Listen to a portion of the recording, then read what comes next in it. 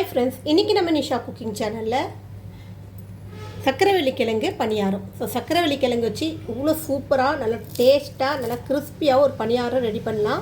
குழந்தைங்க ஸ்கூல் விட்டு வரும்போது நம்ம இதை சுட சுட செஞ்சு கொடுக்கலாம். ட்ரை பண்ணி பாருங்கள். எங்கள் வீடியோவை பார்த்து லைக் பண்ணுங்கள், ஷேர் பண்ணுங்கள், சப்ஸ்கிரைப் பண்ணுங்கள், பெல் பட்டன் ஆன் பண்ணுங்கள், கமெண்ட் பண்ணுங்கள்.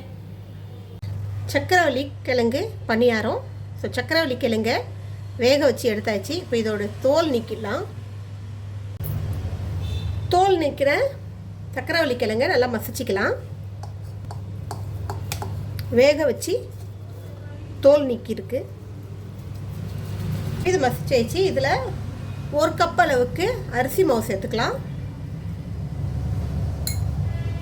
ஒரு 2-3 பிஞ்ச் அளவுக்கு ஆப்ப சோடா. ஆப்ப சோடா ஆப்ஷன் தான், விருப்பம் இருந்தால் சேர்த்துக்குங்க. ஆப்ப சோடாக்கு பதிலாக நீங்கள் ஈனோ கூட சேர்க்கலாம். இப்போ இதுக்கு தேவையான அளவு உப்பு சேர்த்துக்குங்க. உப்பு சேர்த்துட்டு இதை நல்லா மிக்ஸ் பண்ணிக்கலாம். இப்போ இதில் நீங்கள் இனிப்பு பணியாரம் ஊற்றுறதா இருந்தால் வெள்ளைப்பாகு எடுத்து இதோட சேர்த்து நீங்கள் ஒரு பட்டர் ஆட்டம் ரெடி பண்ணிக்கலாம். ஸோ கார பணியாரம் செய்கிறவங்க இதில் கொஞ்சோண்டு வெஜிடபிள் சேர்த்துக்கலாம். ஸோ நான் கொஞ்சம் வெங்காயம், ஒரு சின்ன சைஸ் வெங்காயம் கட் பண்ணி பொடியாக கட் பண்ணி வச்சுருக்கேன். அதே போல் கேரட் பொடியாக கட் பண்ணி வச்சுருக்கேன். பச்சை மிளகா, இஞ்சி பொடியாக கட் பண்ணி வச்சுருக்கேன். இது எல்லாத்தையும் இதில் சேர்த்துக்கலாம். கொஞ்சோண்டு கொத்தமல்லி தழை அதுவும் சேர்த்துக்கலாம். கொஞ்சோண்டு சீரகம் நல்லா க்ரஷ் பண்ணி சேர்த்துக்குங்க. இப்போ இது எல்லாத்தையும் ஒன்றா ஃபஸ்ட்டு பிசைஞ்சிக்கலாம். நல்லா தண்ணியை ஊற்றி இது பிசைய ஆரம்பிச்சிடலாம். ஒரு இட்லி மாவு பதத்துக்கு இதை நல்லா பிசைஞ்சிக்கணும். காரத்துக்கு பச்சை மிளகா மட்டும்தான் போட்டிருக்கேன். விருப்பப்பட்டால் கொஞ்சோண்டு மிளகா பொடியை போட்டுக்கலாம். அவ்வளோதான். இந்த அளவுக்கு கெட்டியாக பிசைஞ்சிக்குங்க.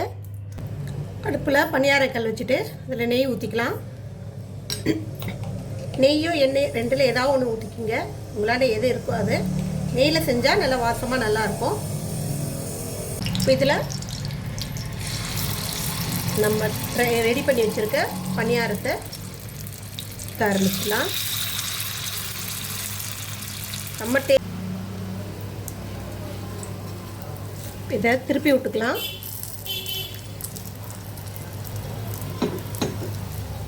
நல்லா ஈஸியாக வந்துடும். அவ்வளோதான். சூப்பரான பணியாரம். 2 சைடும் நல்லா வெந்து செம்மையாக வந்துடுச்சு. இதே போல் நம்ம எல்லாத்தையும் ஊற்றிக்கலாம். இதை ரிமூவ் பண்ணிடலாம். இதுலேருந்து பணியாரம் ரெடி ஆகிடுச்சு. அரிசி மாவு இருந்தால் போதும். இந்த பணியாரம் டேஸ்ட்டாகவும் ஈஸியாகவும் நல்லா சூப்பராகவும் செஞ்சிடலாம். அருமையான பணியாரம். நீங்களும் ட்ரை பண்ணி பாருங்கள்.